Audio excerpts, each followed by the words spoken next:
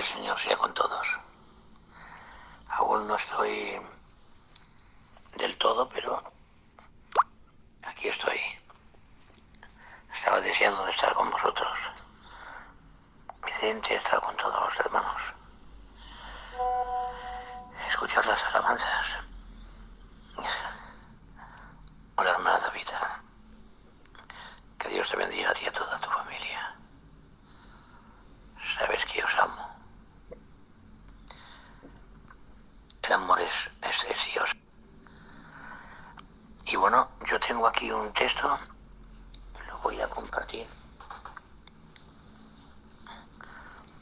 como pueda, y hasta donde pueda. En el capítulo 4 de los Hechos de los Apóstoles, versículo 23, dice: y puestos en libertad vinieron a los suyos y contaron todo lo que los principales sacerdotes y los ancianos les habían dicho. Y ellos, habiéndolo oído, alzaron unánimes la voz a Dios y dijeron: soberano, Señor, tú eres el Dios que hiciste el cielo y la tierra y el mar y todo lo que en ellos hay. Amén. Aquí hay una frase muy importante que le llaman soberano. Señor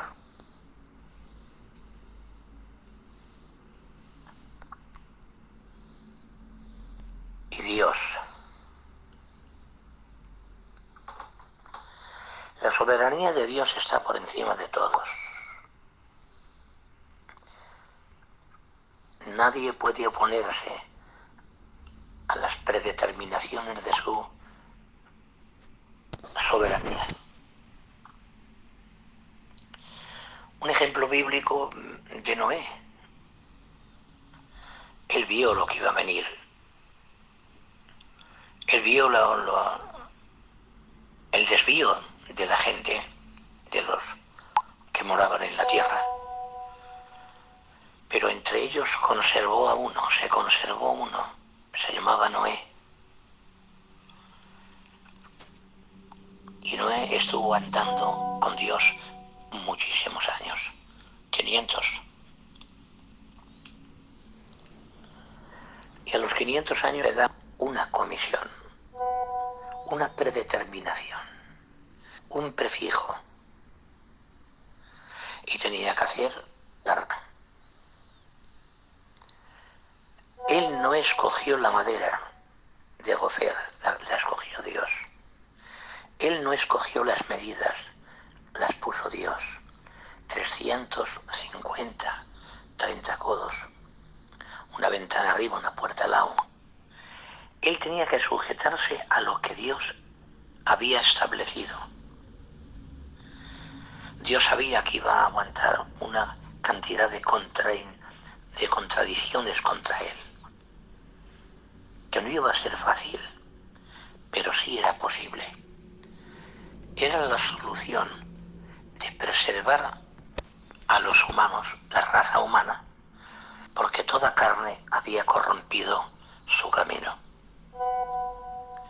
El vigilante, el guarda de los hombres, el soberano, el que tiene la soberanía sobre el tiempo, el espacio, los problemas, las situaciones adversas. Él es el soberano, el Señor, el Dios Todopoderoso. No podía poner ni un codo más ni quitar un codo menos. No podía poner ni un palo que no fuera de gofer. Y tenía que poner la brea por dentro y por fuera. Y cuando empezó a llover, Noé entró. Ya todo estaba dentro, los animales, sus hijos, sus nueras, su compañera. Y Dios cerró la puerta. La Biblia dice: nada puede recibir el hombre si no le fuere dado del cielo.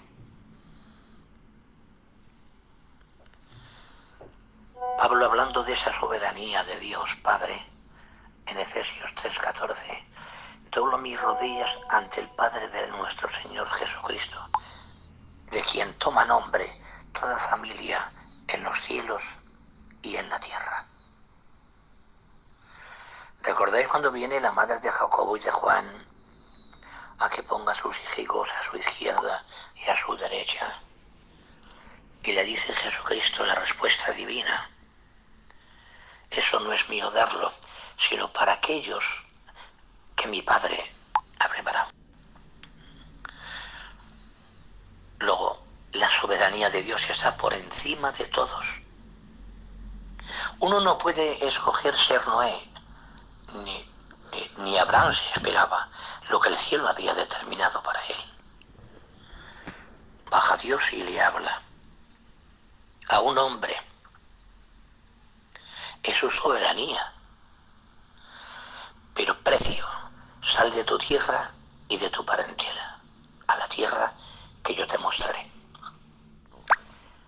Se llevó a su padre y su madre y lo dejó en Harán a mitad de camino, poco más o menos, y se llevó con él a Lot, que era su sobrino, porque el padre de Lot había muerto. Él era como un padre para él. Pero hubo guerra entre los pastores de Lot y de Abraham, y entonces tuvieron que separarse. Y cuando se quedó solo en aquella tierra bajo Dios, y estableció los parámetros que ya había determinado en su soberanía para el hermano Abraham. Abraham no escogió ni la tierra ni tampoco las determinaciones que Dios había tomado, las medidas. Mira las estrellas, mira la arena, de aquí, todo esto será para ti y tu descendencia. Las órdenes prefijadas por Dios no hay quien las rompa.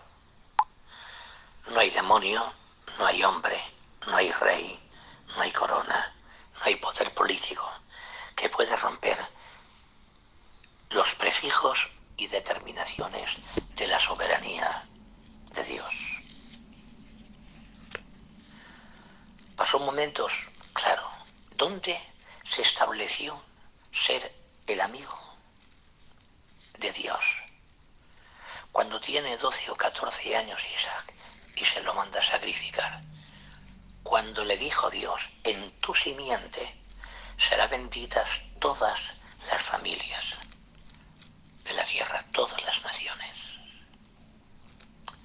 Lo dice textualmente el texto. Pero sacrifícamelo. Él creyó a Dios que lo que dice lo cumple. No dudó ni un momento. No puso los sentimientos de padre. No, ni dudó de lo que dijo. Esa es la fe de Abraham. Por eso llegó a ser el padre de la fe. 3 días de camino con sus criados al monte que escogió Dios. No lo escogió Abraham, lo escogió Dios. La soberanía de Dios está por encima de todo ser humano, de todo rey, de todo siervo, de todo libre, de todas naciones. Dice la Biblia por ahí, creo que es por Isaías, y si no está ahí, pues está en la Biblia. Una nación le es a Dios como una gota de agua que cae del cubo, y las naciones como un poco de polvo en la balanza. ¿Qué estamos haciendo con la soberanía de Dios? ¿La estamos mediocridando? Creemos más las circunstancias adversas, como los discípulos en la barca, que creían que se iban a ahogar. Y Jesús, que estaba dormidico, lo despertaron: Señor, que perecemos. Reprendió el viento, se escondió, ordenó la mar y se aquietó. Y alguien de uno de ellos dijo: ¿quién es este que aún el viento y el mar le obedecen? Cuando llegaron al monte, dijo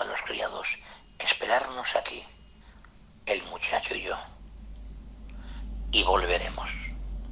Él tenía fe de que aun después de muerto, quemado, las cenizas lo volvería a resucitar y levantar. Que en sentido figurado así fue. Preparan el altar de piedras, la leña.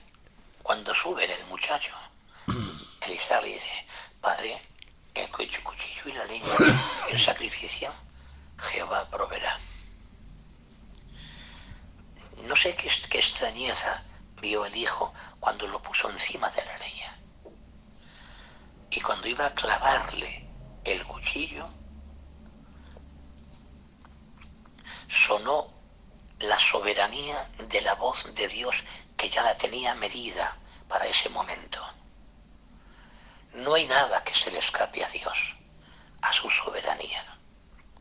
El enquencle mortal diminuto, como una arista seca que el viento va a romper, no tiene capacidad, porque no es Dios. Somos débiles, frágiles, pequeños. Él está por encima de todo.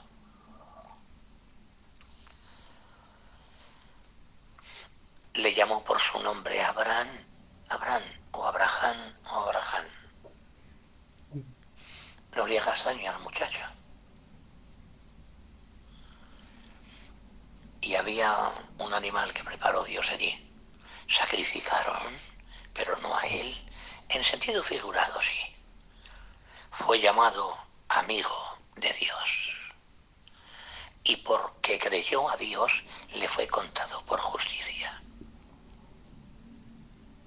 Cuando el hombre de Dios, cuando la Iglesia de Jesucristo se sujeta a la palabra escrita en la Biblia, no hay poder que impida que la Iglesia crezca, que la Iglesia se vertebre, se unifique y se llene de la gloria de Dios.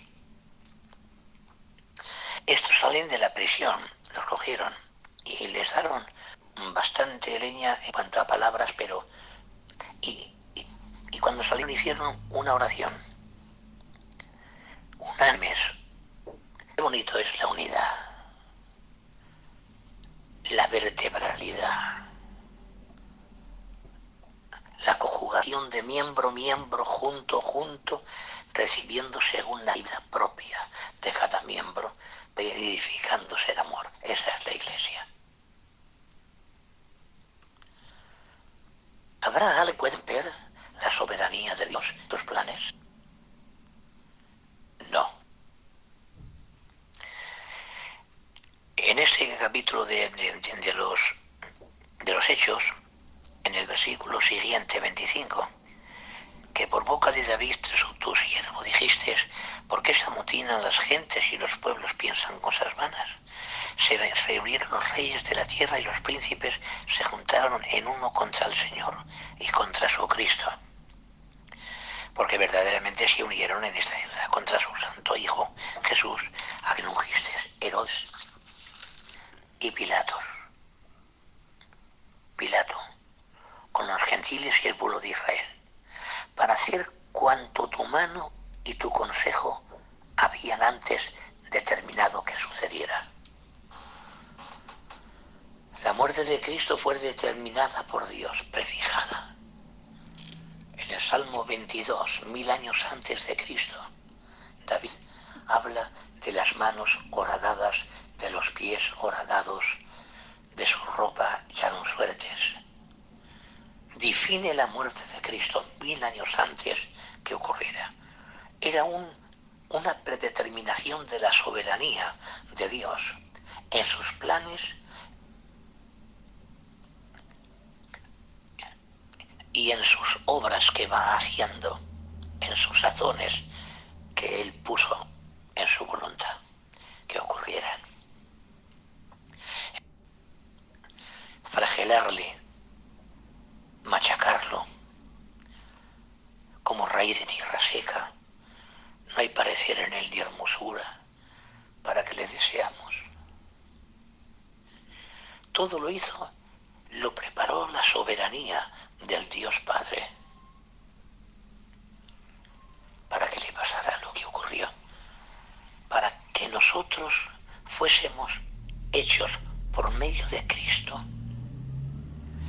herederos y coherederos con Él. Y como dicen en Romanos 8, el Espíritu Santo da testimonio a nuestra vida de que somos hijos de Dios. Y si hijos de Dios, herederos de Dios, se refiere al Padre, y coherederos con Cristo. En Hebreos, en el capítulo 1, dice que Cristo es heredero de todo. ¿Quién se añade a esa herencia de todo? Tú, la Iglesia. ¿Quieres más honra que esa? Que el Padre del Señor Jesús sea nuestro Padre. Es que se va. Se me va de la mente llamarle Padre a Dios. Es como alguien que tuviera la osadía de llamar Padre a Felipe VI, rey de España, sin serlo. ¿Cómo? Si tiene que tener su ADN. Bien dice Pedro en la segunda carta, todas las cosas que pertenecen a la vida y a la piedad nos han sido dadas según su conocimiento y su santo poder. Y nos dio grandísimas y preciosas promesas de su palabra, para que lleguemos a ser partícipes de su naturaleza divina.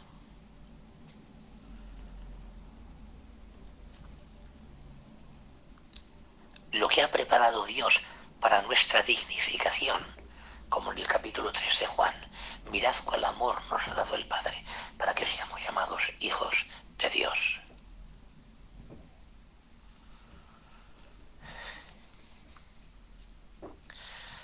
La soberanía está por encima de todos.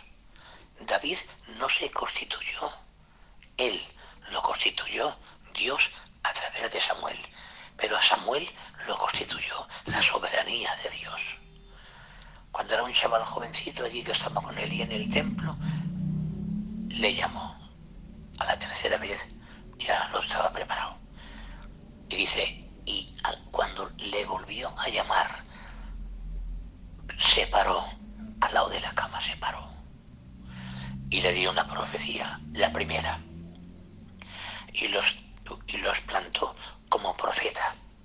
Y dice la Biblia, y fue conocido como fiel profeta desde un término de Israel hasta el otro término, en todo Israel. Cuando la soberanía de Dios piensa en un hombre como con Jeremías, capítulo 9, versículo 5. Antes que te formases en el vientre, te conocí, te santifiqué, te di por profeta a las naciones. Antes de formarse, lo conoció, lo santificó y lo dio por profeta. No hay nadie que pueda coger un lugar, un ministerio, que no esté en la soberanía y en los prefijos de Dios, de quien toma nombre toda familia en los cielos y en la tierra.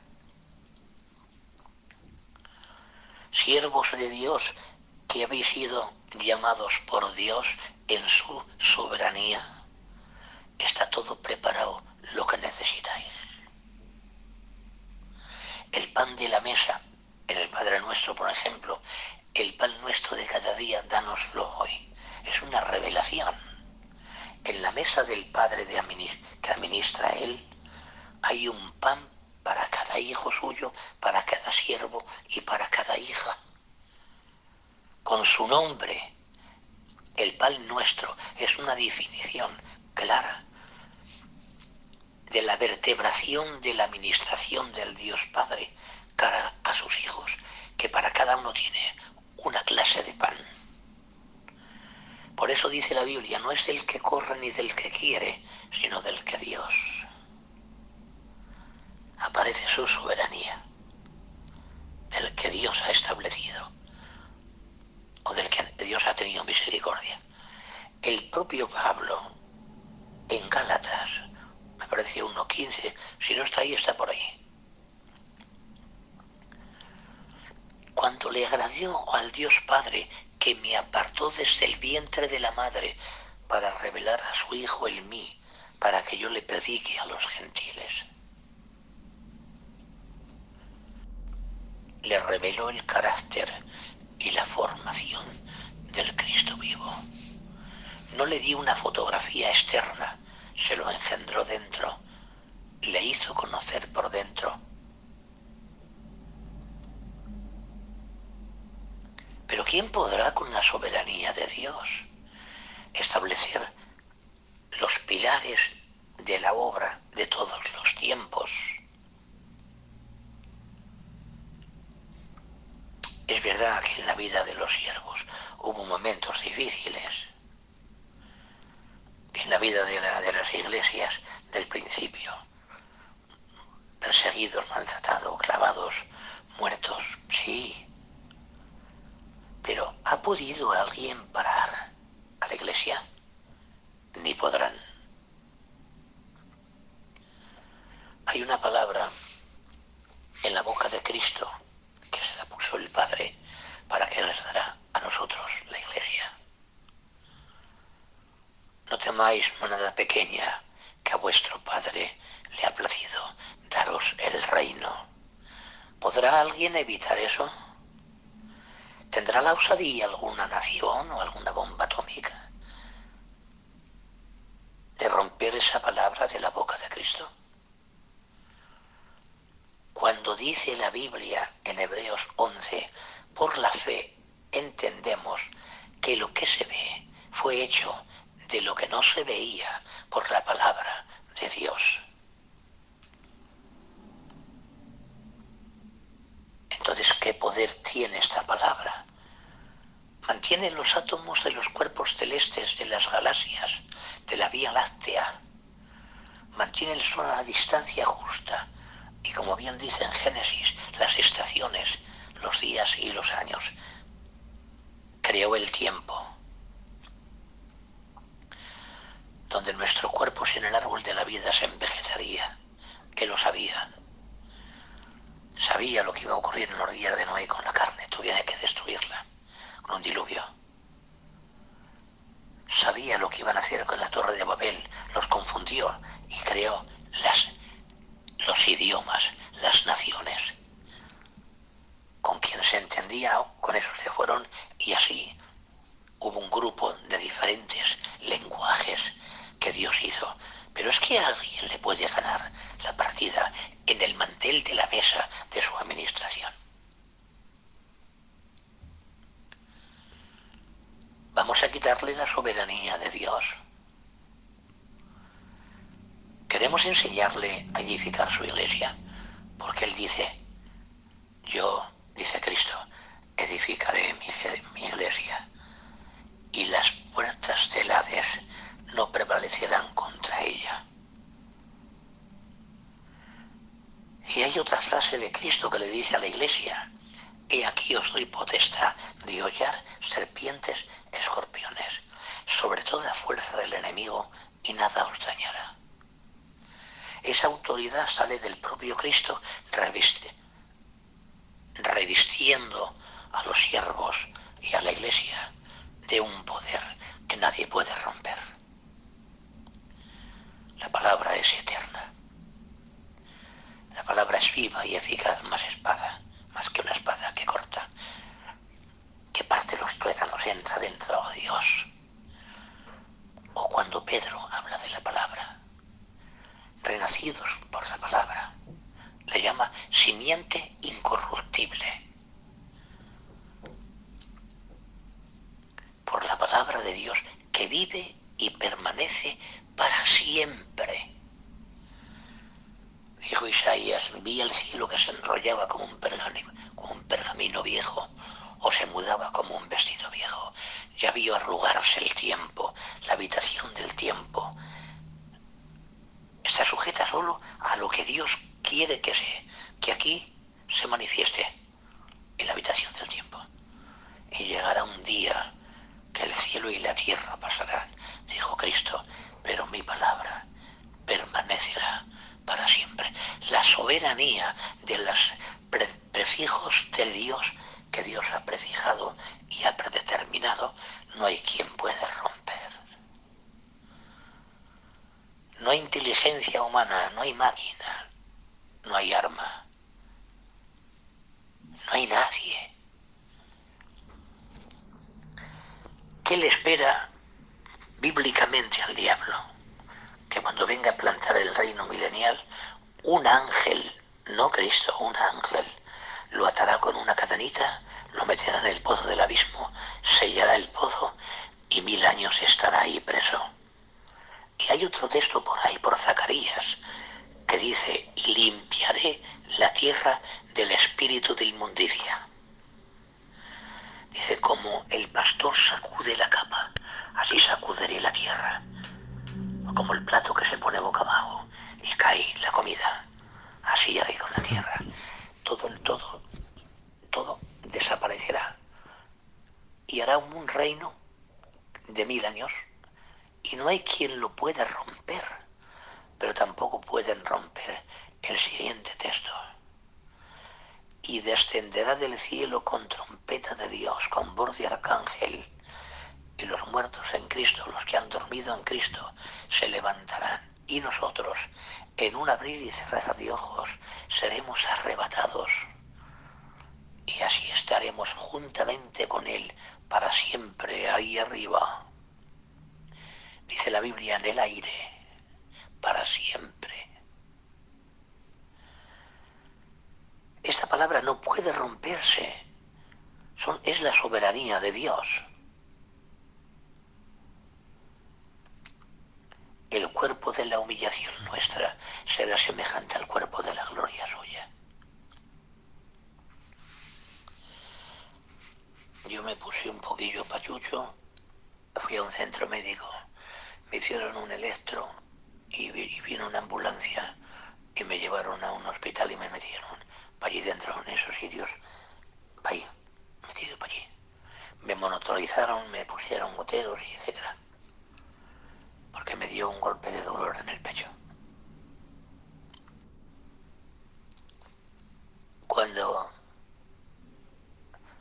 me hicieron analíticas y me pusieron la cafenitrina por vena para abrir las arterias, me cogió otra ambulancia y me llevó a otro hospital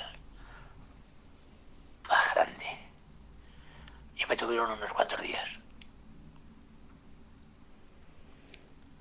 Salí de ahí y cogí una bacteria en el digestivo y tuve que estar durante 10 días tomando más de 4 gramos de 3 antibióticos para acabar con ella. 120 cápsulas en 10 días. ¿Pero ha podido alguien romper el plan que Dios tiene? No. ¿Podrá alguien con la soberanía de Dios? No. ¿Cuántas veces he sido ingresado? Pues no me acuerdo, 3 o 4 veces o 5. O 6 o 7 o 8, no me acuerdo. ¿Operado cuántas veces? 1, 2, 3, 4, 5, no lo sé. Y una de las veces estoy ingresado en un hospital y enfrente de mí allí no entraba nadie, nada más que los médicos. Y vi una señorita mayor que decía, no respiro. Ay, no respiro. Los médicos encima de ella. Sentí tanta carga que desde mi cama que yo la veía, digo, Señor, por favor, que respire esa viejecica, Dios mío, por Jesucristo. Válgame el cielo. Al instante empezó a respirar bien y empezó a quedarse relajada, tranquila. Respiraba bien. Y yo le digo, Señor, ¿y yo qué hago aquí? Y se movió la cama.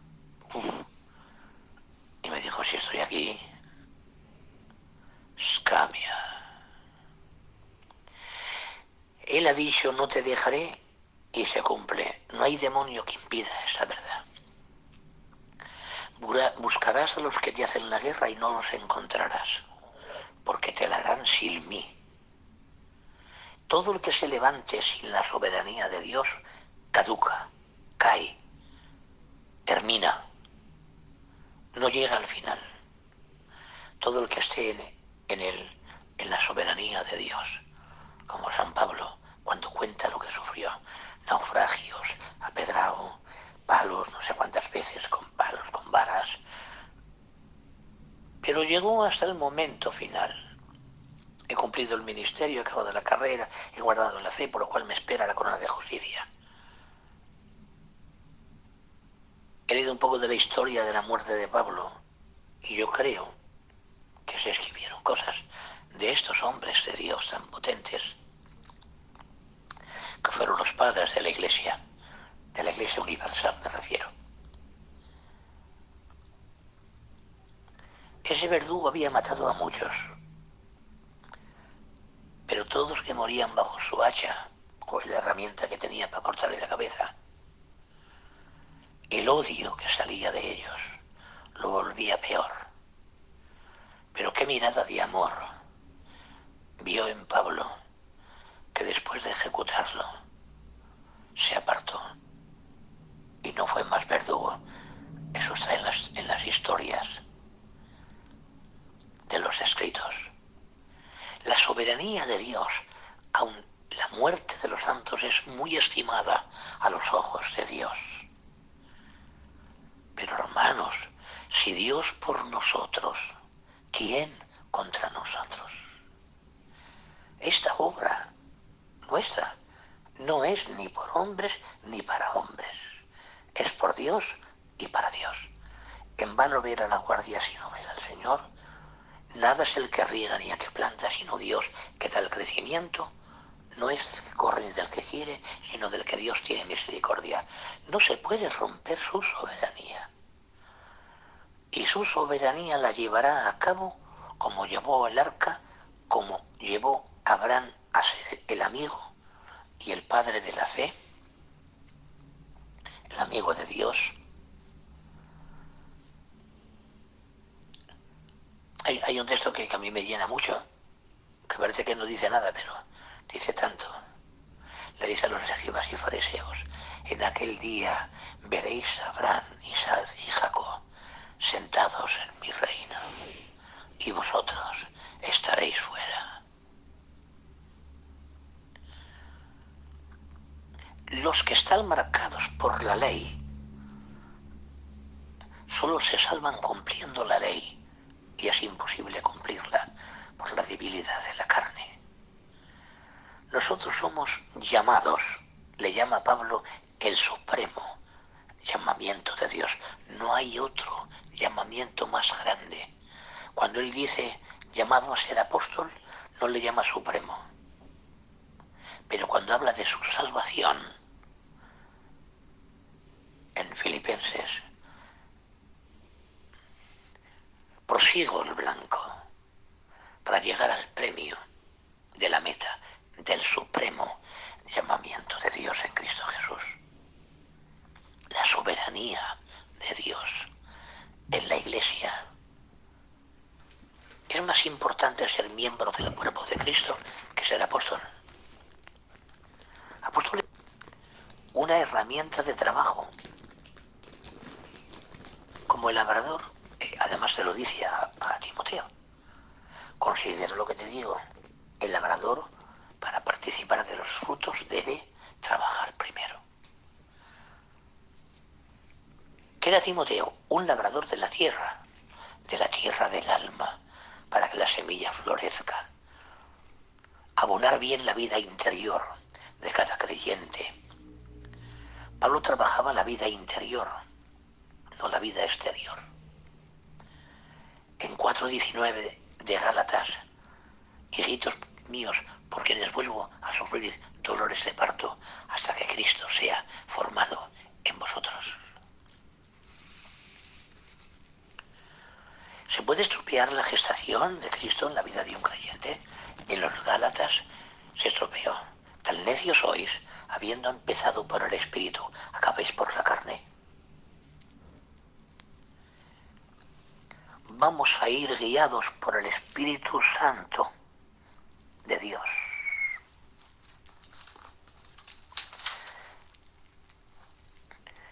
Y cuando oraron, alzaron la voz: tú eres todo. El lugar que estaba tembló.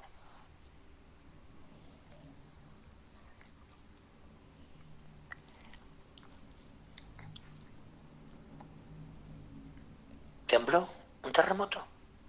¿Recordáis a Pablo y a Silas en la cárcel de Filipos después de la paliza que le dieron, que eran varas en las espaldas y atados en el cepo, en la celda de más adentro? No les importaba la situación ni la paliza, porque echaron un demonio. Por predicar no le pegaban, pero por echar el demonio de adivinación le pegaron. Ah, cuando destruimos la obra del diablo, hay lucha. Pero en esa lucha está la oración y la alabanza, el triunfo. Cantaron y oraron. Y dice que la cárcel tembló, un terremoto. Sí, una oración de Pablo y de Silas y una alabanza producen un terremoto en una cárcel de piedra romana. ¿Qué harían el poder de las tinieblas? Pero ¿cómo abriría el cielo para que la soberanía de Dios gobernara en la celda, en las heridas de la espalda, mitigándole el dolor, y el Espíritu Santo llenos de él? Todas las puertas se abrieron y creyendo el carcelero que salido se iba a matar. Y le dice: Pablo, no te hagas daño, hombre, que estamos aquí. ¿Qué tengo que hacer para ser salvo? Cree tú y toda tu casa será salva.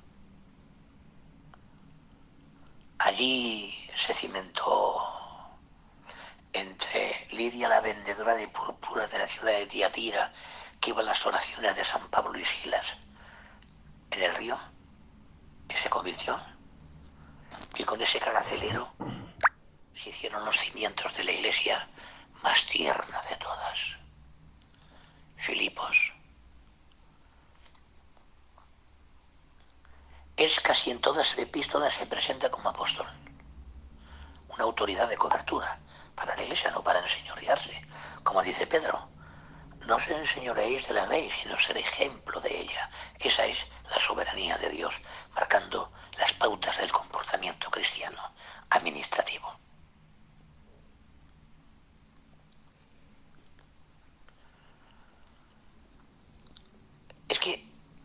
Es que se va fuera de nuestra mente, se va. Cuando damos lugar a la soberanía de Dios, a lo que Él ha prefijado, ha predeterminado, que Cristo tenía que ser por Herodes y Pilatos es mandado a ejecutar, y tenía que... Era el plan para que luego apareciera la iglesia, columna y baluarte de la verdad, casa de Dios, morada de Dios en el Espíritu, el real sacerdocio, nación santa, pueblo adquirido por Dios, para anunciar las virtudes de aquel que nos llamó de las tinieblas a su luz admirable. Esa es su soberanía. Y eso nadie puede romperlo. Puede romperlo mi infidelidad. Eso está escrito en el Lucas 16, el mayordomo infiel. Disipaba los bienes de su Señor. ¿Cómo puedo disipar la gracia en mi vida, olvidándome de que el centro vital de la energía de mi existencia cristiana depende de mis rodillas, de mis lágrimas, de mi oración, de mi fidelidad íntegra a Cristo? No es la apariencia, es la vida interior. Donde esté tu tesoro, allí está tu corazón.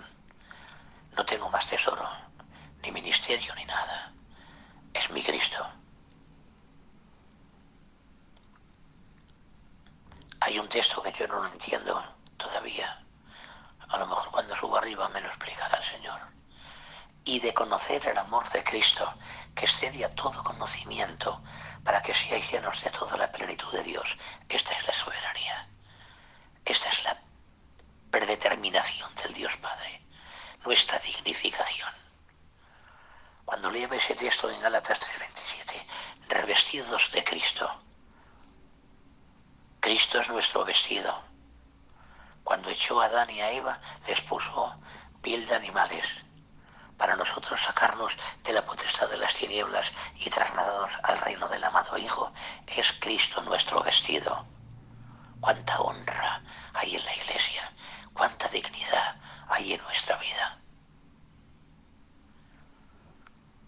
Alguien le va a ganar. Dice, el que se enfrente a mí no saldrá ileso.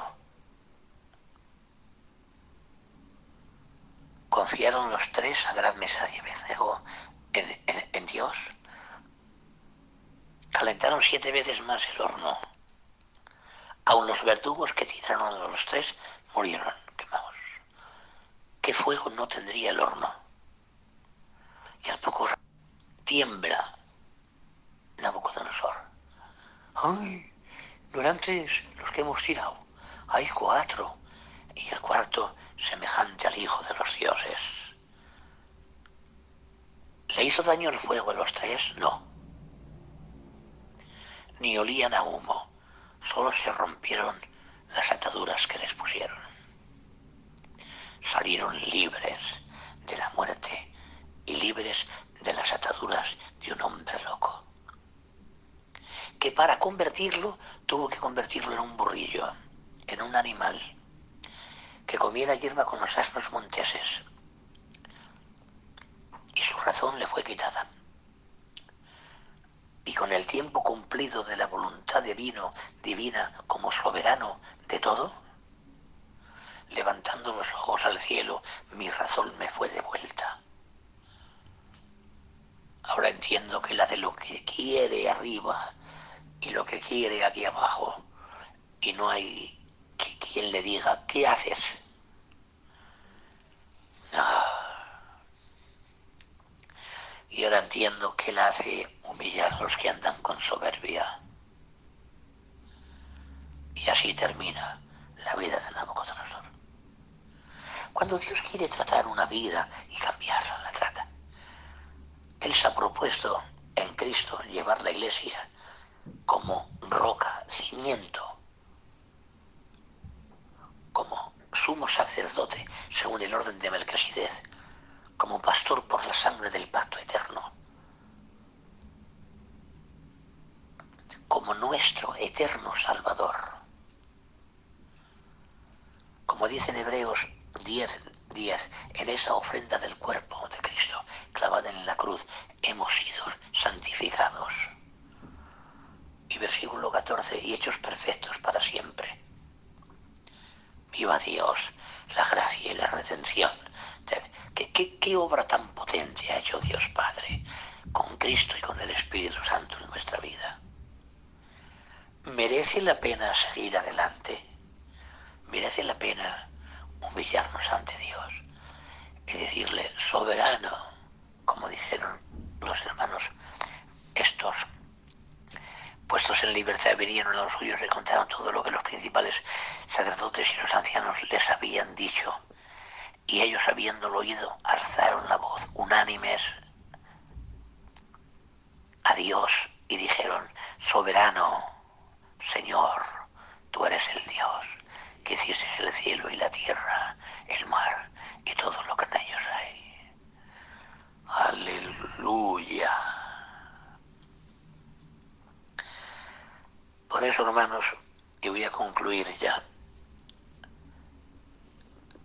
cuidado lo que hacemos con las riquezas eternas de la palabra. La palabra no puede ser usada nada más que para edificar la Iglesia, formar a Cristo en el corazón y por medio de ella renacer nuestra vida y conocer los sentimientos. el proceder, el amor del Dios Padre.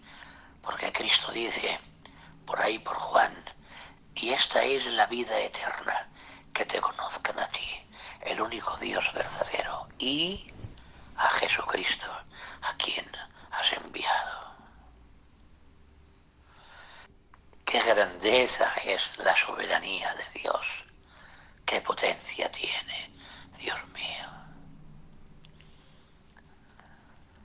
Una vez hubo una lucha entre Israel y unos enemigos en un bosque.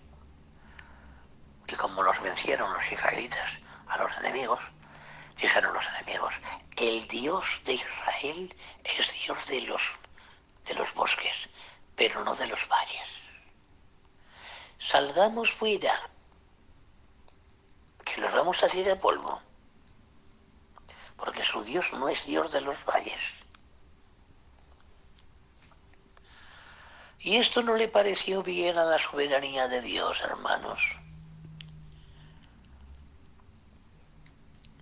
Salieron a pelear, estaba Dios con ellos, 100.000 muertos, hermanos.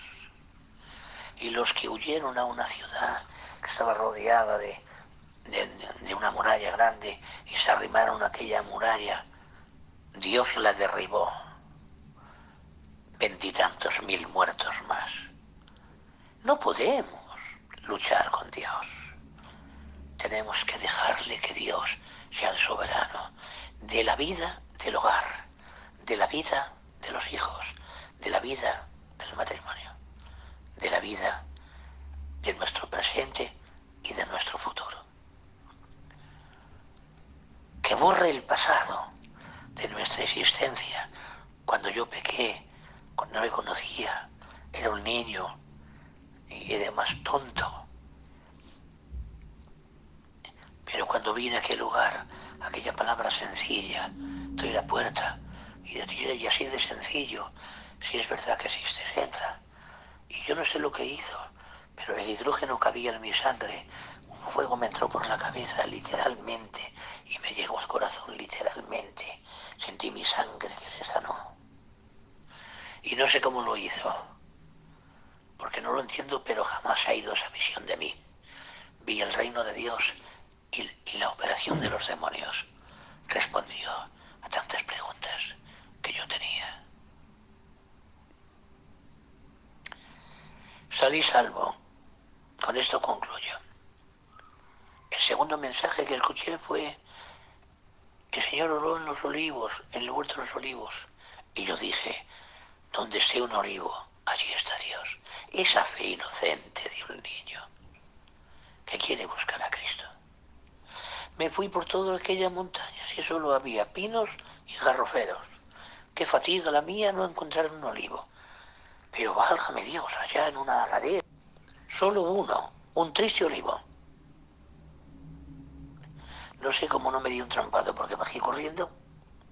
Estaba lleno de matorrales alrededor. En medio de los matorrales me tumbé de rodillas y empecé a clamar. Han dicho los siervos que tú estabas en el monte de los olivos. En el huerto de los olivos. Pues tú estás aquí. Cuánta gloria sentía. Esa fe sin razón. Esa fe que cree lo que dice la palabra. Esa fe inocente es la que abre el cielo. Y la soberanía de Dios te envuelve. Confía en el control, que Dios tiene el control de todo. Un abrazo, os adjunto, un montonazo. Vicente, un abrazo sincero a todos los que están por ahí, a todos los que estáis conectados. Un abrazo de vuestro hermano. Os adjunto. Esta obra no pertenece a ningún hombre, ni esta ni ninguna de la tierra. La Iglesia de Jesucristo es de Jesucristo. Y con esto concluyo. La rúbrica de la soberanía, de la edificación de Cristo. Yo edificaré mi Iglesia y las puertas del Hades no prevalecerán contra ella. Adelante, la victoria es nuestra. Que paséis